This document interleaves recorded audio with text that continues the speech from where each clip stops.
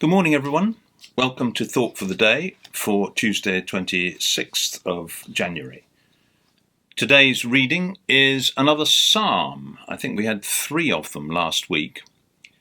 This is one of the so-called Songs of Ascent. The 15 psalms, which were, I believe, sung by people travelling from different parts of Israel to the thrice annual festivals held in Jerusalem. The Psalms, numbers 120 to 134, tend to be happier and snappier than other psalms, and this psalm, number 133, is particularly lovely and very short. It is entitled, The Blessedness of Unity. I'm reading from NRSV. How very good and pleasant it is when kindred live together in unity. It is like the precious oil on the head running down upon the beard, on the beard of Aaron, running down over the collar of his robes. It is like the dew of Hermon, which falls on the mountains of Zion. For there the Lord ordained his blessing, life for evermore.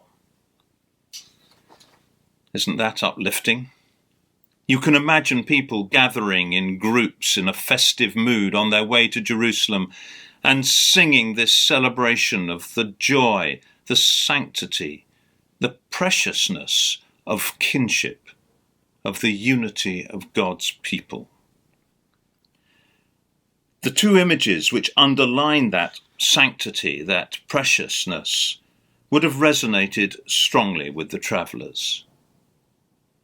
The first is the anointing of oil, which had such an important symbolic role in both the spiritual and social aspects of Jewish life.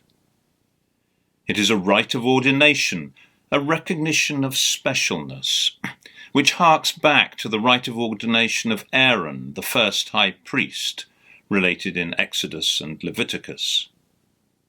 The concept is, of course, reflected in Psalm 23. You have prepared a table before me in the presence of my enemies. You anointed my head with oil, and my cup overflows. Jesus himself, in Luke's story of him forgiving the sinful woman, chides the Pharisee who is hosting the meal. You did not anoint my head with oil, but she has anointed my feet with ointment.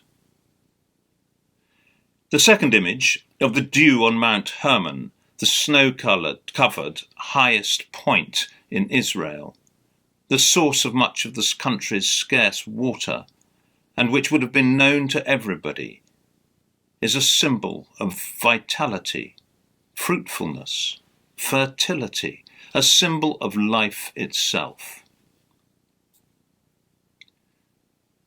Unity is, I suppose, the hot topic of the dysfunctional politics of today. The disunited kingdom screamed the front page headline of the Sunday Times 2 days ago. And President Biden, in his inaugural address, came back to the concept again and again.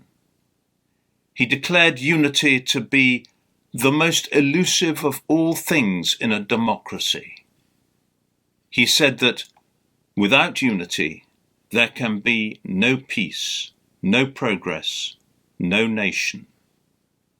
He was seeking to emulate Lincoln, and Lincoln in turn invoked Jesus' words in Matthew 12:25.